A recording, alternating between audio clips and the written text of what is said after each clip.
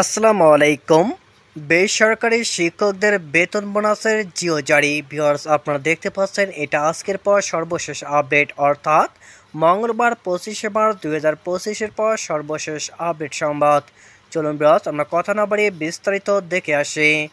বেসরকারি স্কুল কলেজে কর্মরত এমপিভুক্ত শিক্ষক কর্মচারীদের ফেব্রুয়ারির বেতন ও ঈদ বোনাসের জিও জারি হয়েছে।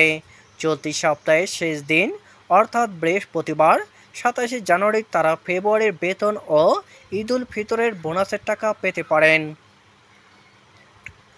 মঙ্গলবার 25শে মার্চ সকালে মাধ্যমিক ও উচ্চশিক্ষা অধিদপ্তরের Maushi education management information system EMIS সেলের senior system analyst Khandakar Azizur Rahman এ তথ্য জানান।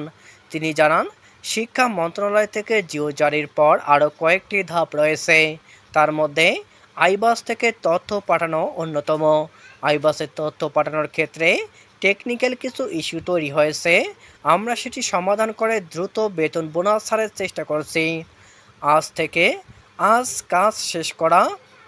কাজ শেষ করা গেলে বৃহস্পতিবার শিক্ষক কর্মচারীরা ফেব্রুয়ারির মাসের বেতন ও ঈদের উৎসব ভাতা পাবেন বলে জানান খন্দকার আজিজুর রহমান।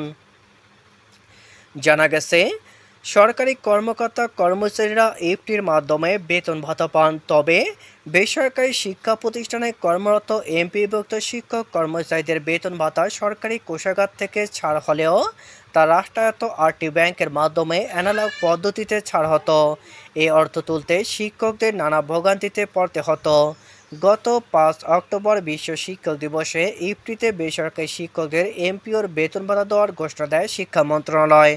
প্রাথমিকভাবে বেসরকারি এমপিভুক্ত স্কুল কলেজের 209 জন শিক্ষক কর্মচারীর অক্টোবরের এমপিও ইফটিতে ছাড় হয়। পরবর্তী সময়ে 1 জানুয়ারি 1,89,000 শিক্ষক ইফটির মাধ্যমে বেতন ভাতার সরকারি অংশের টাকা পেয়েছেন।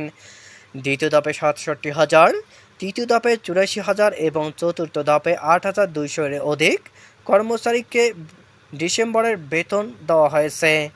ইতিমধ্যে তারা জানুয়ারি মাসের বেতনও পেয়েছেন, তবে তাদের ফেব্রুয়ারি মাসের বেতন এখনও দেওয়া হয়নি।